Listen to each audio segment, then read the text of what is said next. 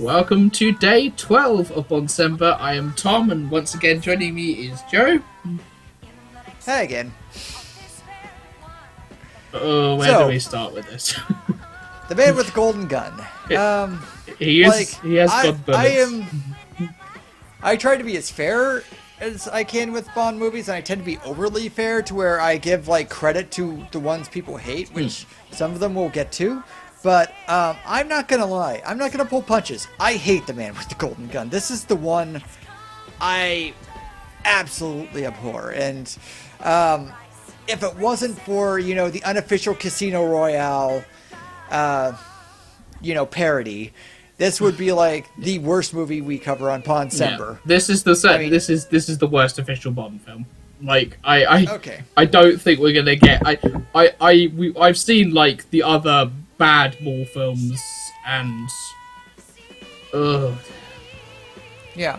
Okay, what does this film have going for it? What is actually good about this film? Well, they have the right casting.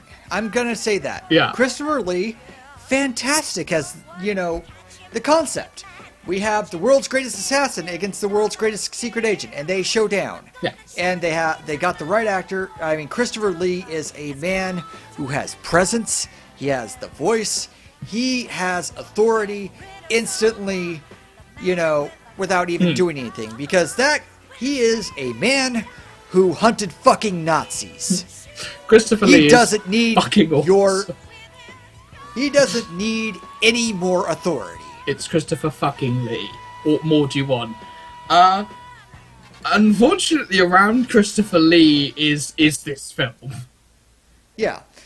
And again, they don't really do much. And it was...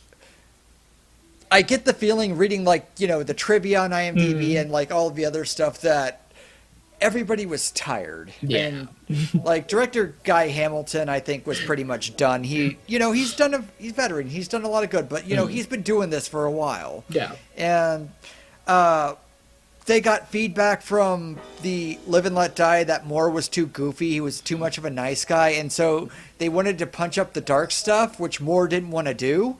And it doesn't work at all. No. And the Bond girls don't work at all.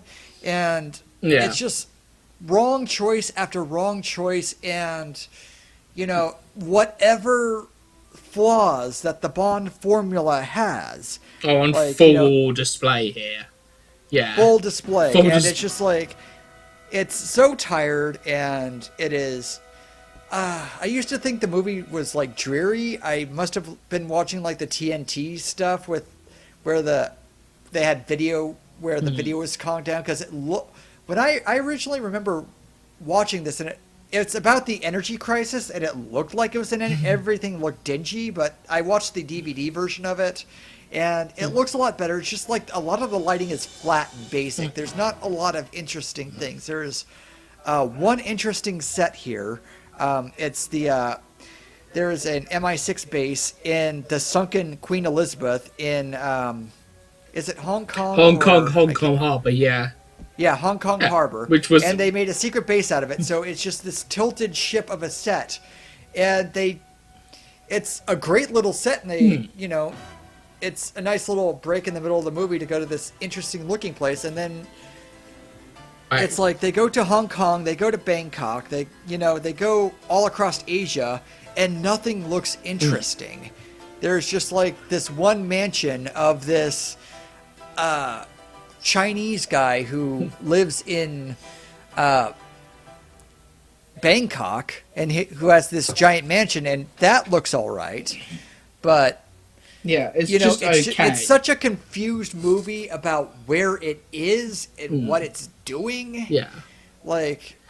In terms of what it's trying to do, it's like Live and Let Die. It goes, there's a trend over there. I'm going to take some of that trend. I'm going to put this in my film as sort of set dressing over the normal Bond stuff. And then I'm going to be surprised when it doesn't work.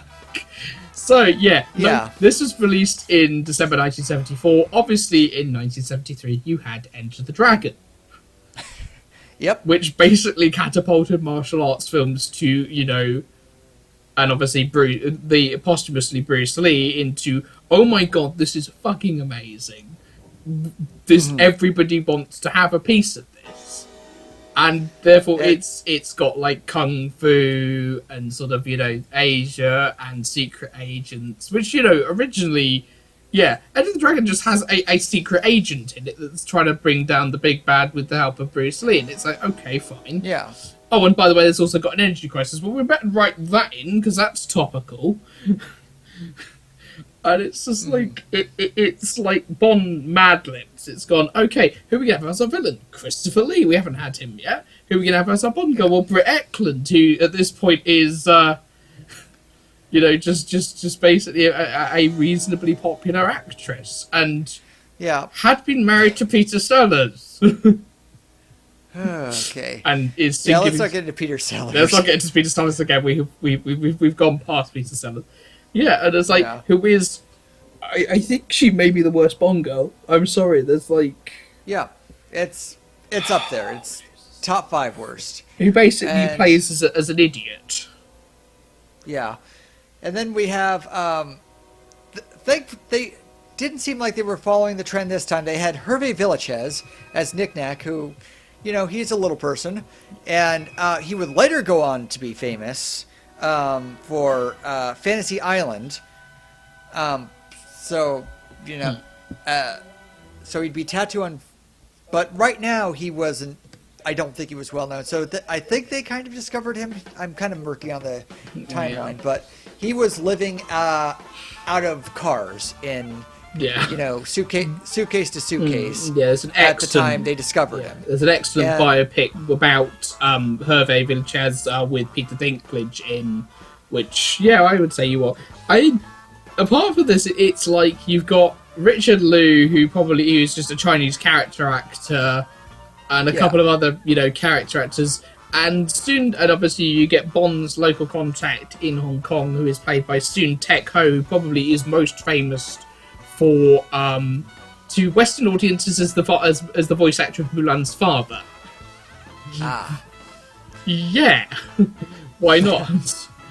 But it's just like I feel the problem with this film is if it's like, if you thought Live and Let Die's plot was like, not sure about that, it's like Scaremonger's plan is solar energy. Yeah, it is like, I am going to provide solar energy to the world, but the problem is I am going to provide solar energy possibly to the wrong people. If the Chinese pay more, I'm going to give it to the Chinese. And it's like, well, we can't have that. We can't have solar energy in an energy crisis. That would, it's like, this is the one I struggle to even go, there is something good about this film. The theme is bad. I actually like it. It's very campy. It's very much sort of, how many suggestive it's basically like poor Lulu is like here. It's like, and written by the Bond lyricist Don Black, and it's like, it's been described as ludicrous, innate, and one long stream of smart. We could have had a theme by Alice Cooper. Yep. But I will say it is catchy, and I do like it when I hear it. I am not, I don't know. Coming up with the top 5 worst Bond themes is going to be hard for me, because it is, like, I have one I dislike, and then the rest are just kind of various forms of meh. Yeah, we'll get to that right at the end of the month. But the plot of this is, it's just glow popping. It's like, for the first hour of this is literally Bond trying to catch up with Scaremonger and his golden bullets, because of course this man having a golden gun. Why not theme your bullets? Why not have these $1 million bullets, £1 million bullets that cost, that are made by one guy in Hong Kong, which means you're going to be really easy to track them. Let's go to this belly dancer who was with somebody when they were shot by Scaremonger. Okay, now we're going to find where where the bullets are made, and it's in Macau. Right, the bullets in Macau. Right, let's go follow the gun maker to see where these bullets are handed over. They're handed over in a casino. Let's go to Hong Kong, and it's like, and all of these locations are claustrophobic, almost obviously sets, or they could only film in a limited location where it just everything feels cramped and claustrophobic, and the sets are ugly, and it's just like you're going to exotic locations and it doesn't really feel like anything. And it's like very much, it feels like it's an exotic establishing shot, clear set in Pinewood. Yeah. And even if they went there, like, according to, some trivia, like, they went to, all of the cast and crew were in a hotel in Bangkok that was next to a brothel. So, at least they have that story to tell. Yeah. But, there is, like, two supremely good sequences in this. There is a very well done sequence where, obviously, Bond's, where Scaramanga's mistress Anders sort of is arranging to hand over a bullet, or the basically the big MacGuffin in this film is the Solex, which is a key component to obviously so Scaramanga could do his whole solar power to the highest bidder thing. And then she basically, we'll be in an audience at this Muay Thai arena. Okay, great. And the sequence that follows is really damn good.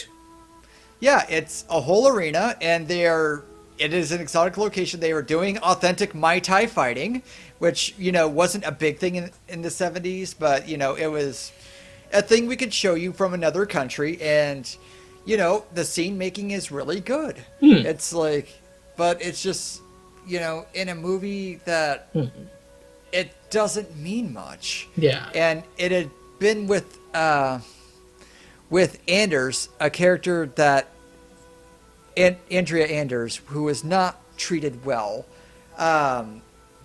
It's just like, I wish they had done something different with her, because like they wanted to go back to darker Bond, so they wrote Roger Moore's James Bond as like treating her absolutely terrible when she is obviously this woman who was claimed by a very powerful man and is extremely frightened of him, and she is just being treated poorly by Bond. Like she is being handled and mistrusted, and like he is like holding her arm back and forcing her to do things. And to his credit, Moore did not like doing this. I mean, they had debates about this, and this movie was very. It had like a consistently bad set, and this is where the main two producers split. Although I don't know where it came from, this one, but it's just like Salzman and Albert R. Broccoli. They separated. Yeah. Some people say it was because it was the lowest grossing Bond at a time, and it lost a lot of money, and Salzman had to sell his stake to United Artists and then move on. But a lot of this happened in the back room, but it's just like it comes off like this was a very contentious shoot where a lot of people are doing things they really didn't want to do, and it's very confused, and it's very like right from the get-go it's very weird. So it starts off, Scaramanga is like has this obvious guy he's gonna kill, who is dressed like a 1930s gangster, and he played a. I'm trying to think if he played a gangster in Goldfinger or if he was like Diamonds Are Forever. He was in Diamonds Are Forever. I was thinking like the mob in Goldfinger, but he is. Yeah. But they have not confirmed nor denied whether it's a returning character, but he's like a. He is supposed to be like a mobster, but he is a mobster in like 1930s sense, to the point where Scaramanga does his I'm fucking with his guests thing, where he leaves them in a room, shuts the lights off, and then leads them to this fun house where they waste all their bullets, and then Scaramanga hunts them. So he has these like models all over the place, and like it's kind of this weird fun house of mirrors and you know, he has like maquettes and sort of models, including a model of Bond, which Bond, and then he has a cowboy that is modeled off of Roger Moore's stunt double that looks exactly like Roger Moore, and which is confusing because it is, you know, there's the story that Roger Moore's stunt double for most of the Bond looks exactly like Roger Moore. But so they modeled it off the stunt guy, but it looks like James Bond, so it's like, oh, is that where James Bond comes into play, or is he just have a weird obsession, or I don't know. But then he moves on, and it's the 1930s with Al Capone, and then he like shoots at all the people with the Tommy guns, and it's like, then he accidentally shoots off Al Capone's arms, and he's like, Al, I'm sorry, and she's like, what are you doing here? You are a 1930s mobster in a 1970s James Bond film, and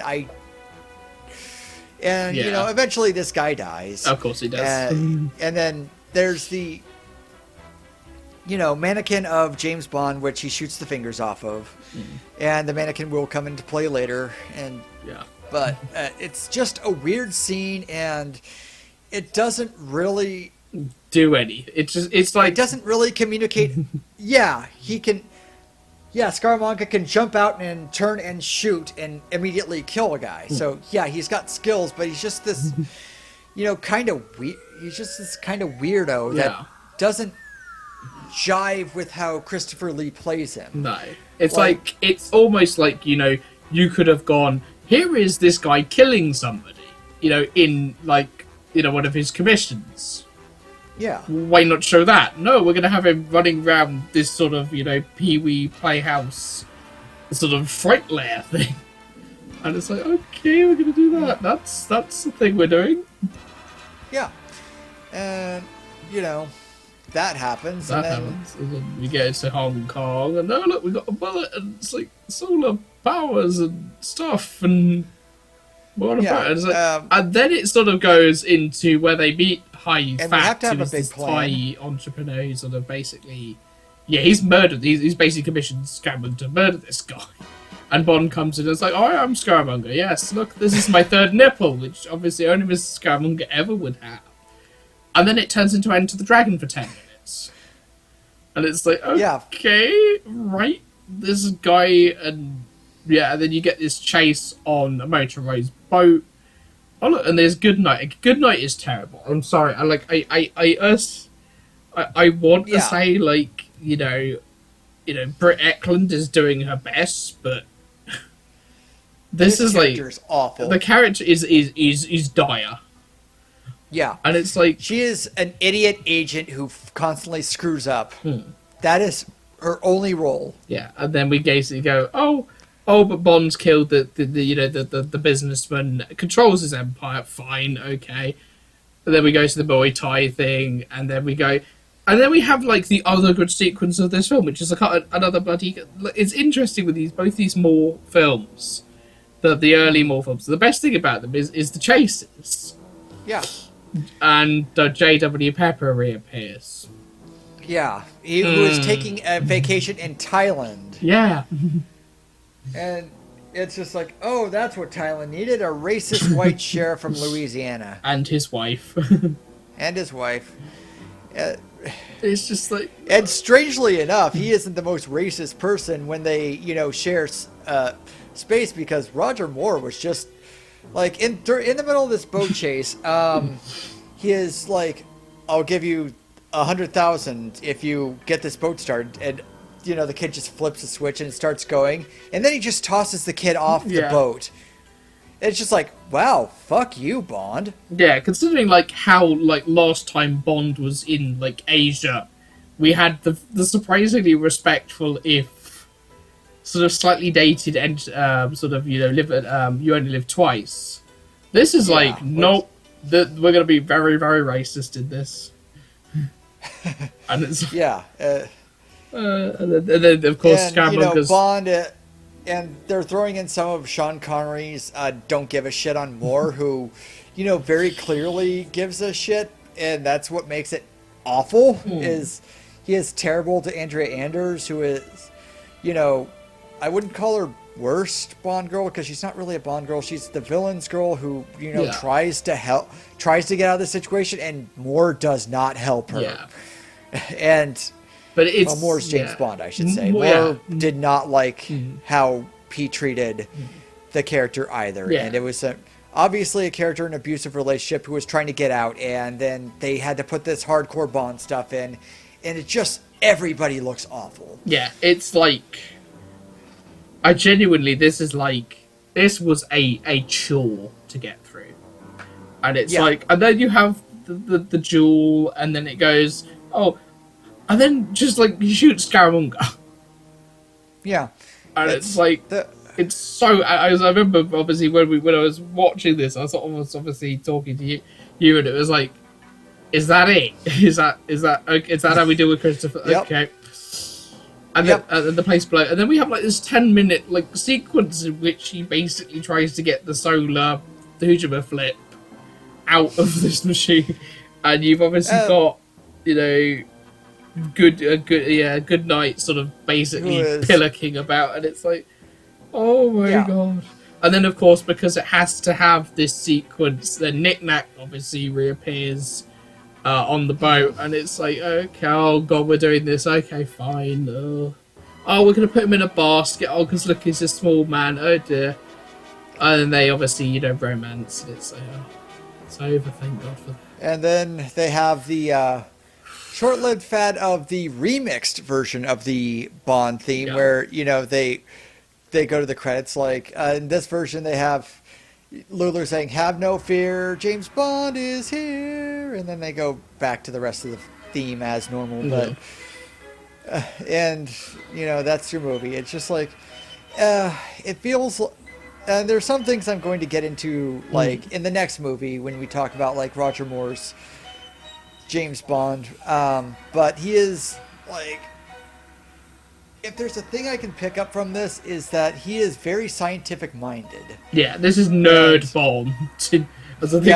My big discovery while watching The Spy Who Loved Me, the next movie, is like Roger Moore is secret nerd James Bond, because once they get, obviously they need somebody to explain the technology and explain what the hell is going on, and since James Bond's the only one who's there, he has to be the person. So they're being toured through Scaramanga's facility, so they're obviously meeting up, and they're having a friendly first meeting before they do the showdown.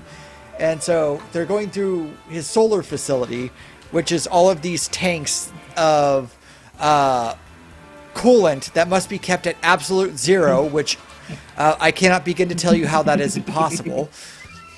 Because absolute zero is the point at which all matter freezes. Like, even, space isn't absolute zero. What it probably means is zero. It's cold. Zero. You want to keep it at zero. It's really cold, and they used a phrase that they didn't know what the hell they were saying.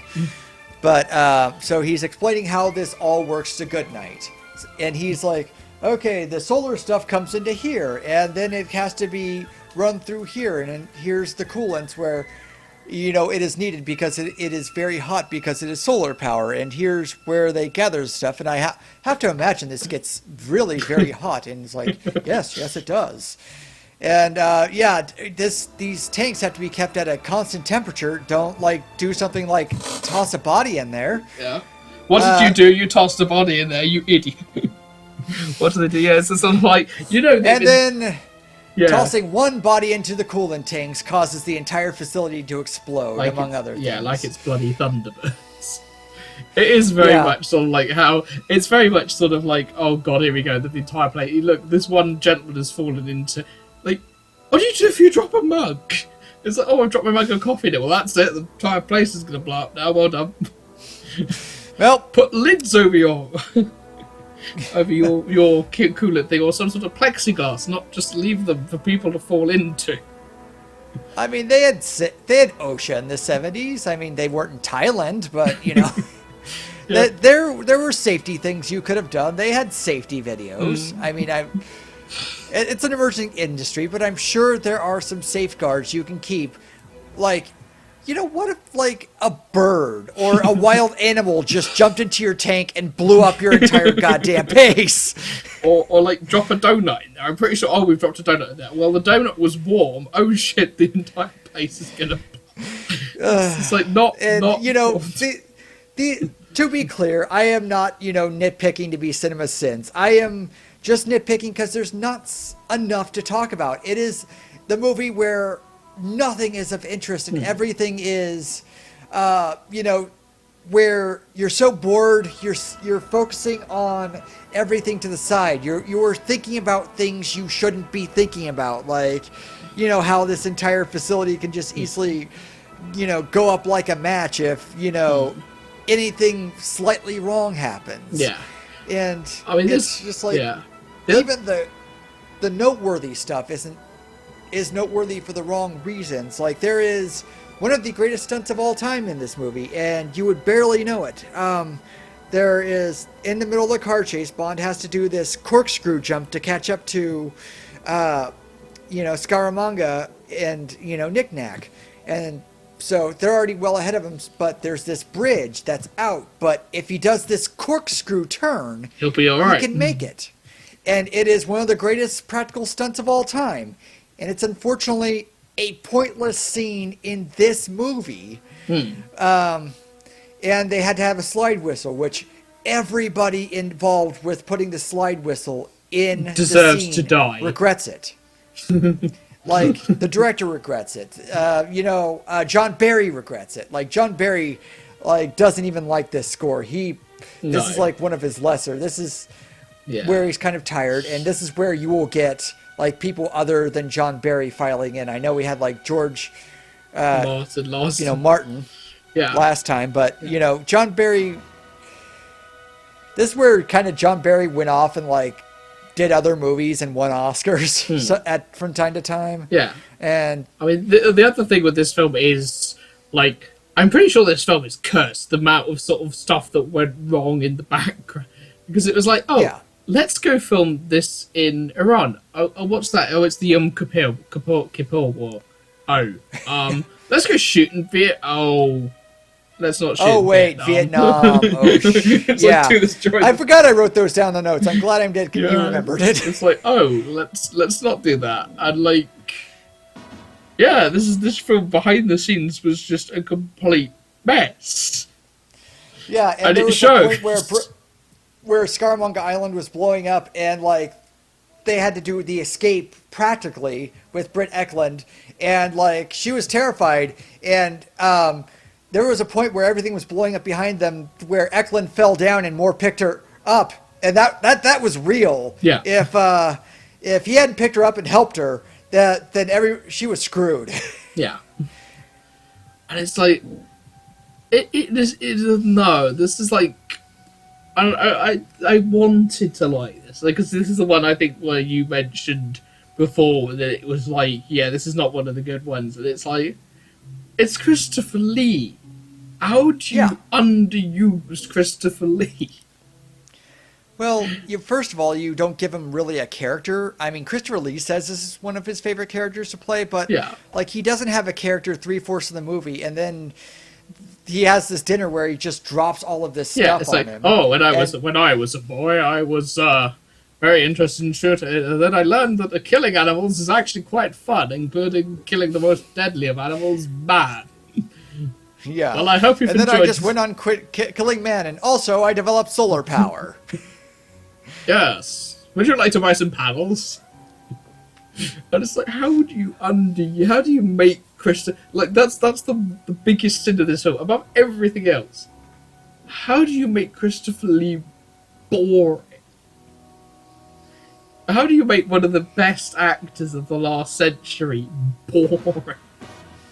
I don't know. It baffles very me. strange. Like, even in movies like Howling 2, Your Sister Was a Werewolf, he is like interesting because he has to like go in disguise in this club, and he wears this very obviously 80s punk glasses where he sticks out like a sore thumb, and he is at least Christopher Lee, and he has a presence, and like it was there, like the director's like they're filming in the Czech Republic, and everybody's like, they're throwing you a parade. Why are they showing you a parade? And he like throws his arm around the director. My boy, let's go into a bar, and I've got some stories to tell you.